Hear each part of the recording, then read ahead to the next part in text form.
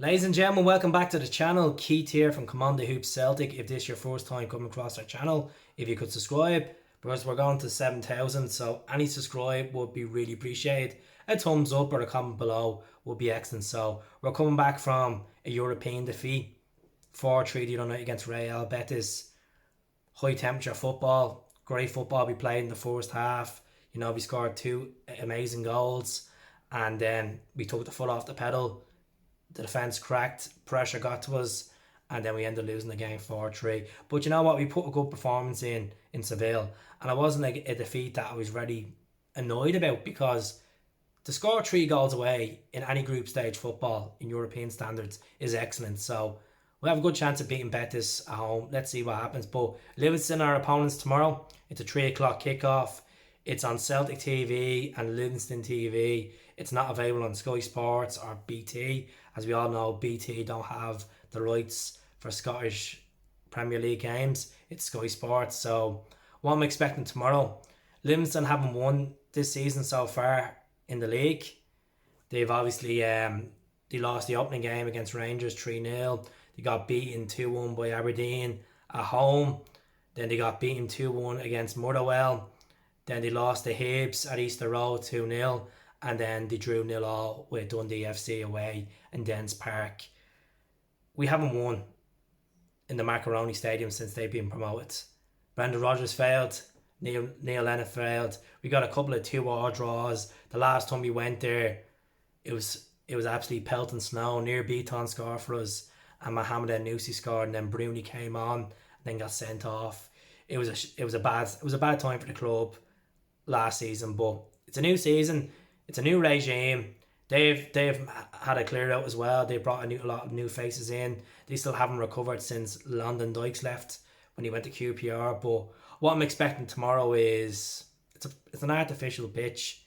We struggle on artificial pitches. You see him with the likes of Hamilton, Kilmarnock over the years, and then going here, we struggle. But at the end of the day, the football pitch, the players that we put out there should put a show on. They're getting paid a decent salary. So in goal tomorrow, Joe Hart, he captained the team the other night over in Seville. Will it be the same? Will Mcgregor be out?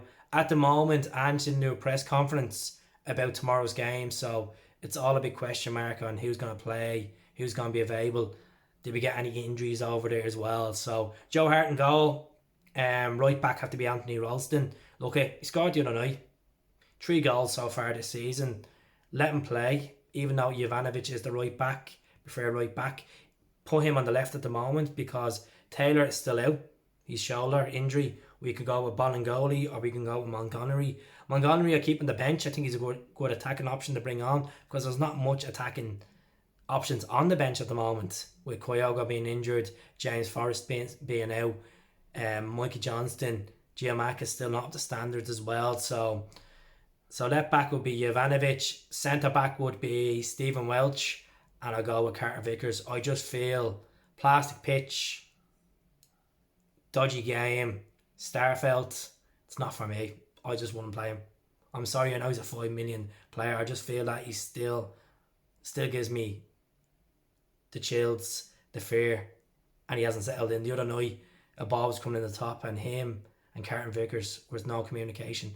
We're both going for the same ball, and that gives me the creeps. You know, I still feel he's not ready, and I think Livingston, I know Livingston are bottom of the league. They'll be going out all out, trying to beat us tomorrow to get a winning way, obviously against a team like Glasgow Celtic. So Welch in there with Carter Vickers.